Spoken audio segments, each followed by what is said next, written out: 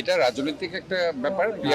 Peer পদ্ধতি হচ্ছে professional representation or representatives.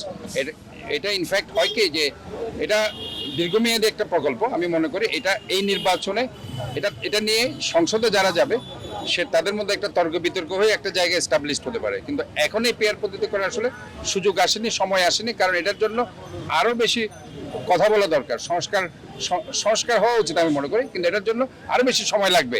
Peer সিস্টেমে যেটা সবচেয়ে বড় অসুবিধা সেটা হচ্ছে ধরেন এখানে কোনো কারণে আমাদের এখানে ধরেন কাজগুলো কে করছে, এতদিন ধরে ধরেন খসরুভাই করছে, কোনো কারণে XYZ এখানে ধরেন আমাদের দল যদি পিয়ার সিস্টেমে আসে অথবা আরেকটি দল পিয়ার এমন একটা লোককে দিয়ে দিল যে এলাকায় কিছুই চিনি না, পিয়ার সিস্টেমকে সাপোজ আমি 20% ভোট পেলাম, তাহলে 300 আসনের 20% সিট আমাকে দিতে হবে।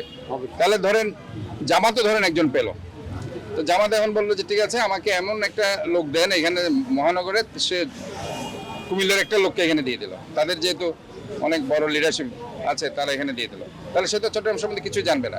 তাহলে এই যে একটা ডিসঅ্যাডভান্টেজ এখানে রয়ে গেছে পেয়ার সিস্টেমে, এটাকে আগে সংস্কার করতে হবে।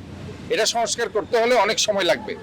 কাজে আমাদের তো নির্বাচনটা আসলে খুবই দরকার, যে সংবিধান আমাদের আসলে তো বসে থাকবে না, সংবিধানের একটা সময়কাল আছে, তো এই সময়কালটা তো এগুলোর জন্য বসে থাকতে পারে না।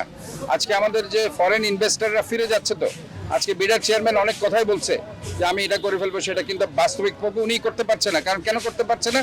কারণ কোনো রাজনৈতিক সরকার এখানে নেই।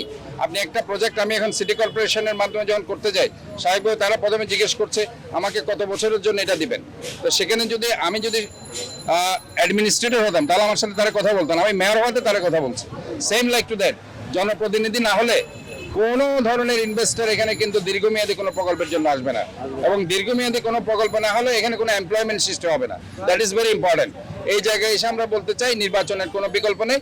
আরেকটি কথা হচ্ছে যে এটা অবশ্যই সংসদীয় গণতান্ত্রিক যে নির্বাচন আমরা এতদিন ধরে ফলো করে এসেছি সেটা হবে।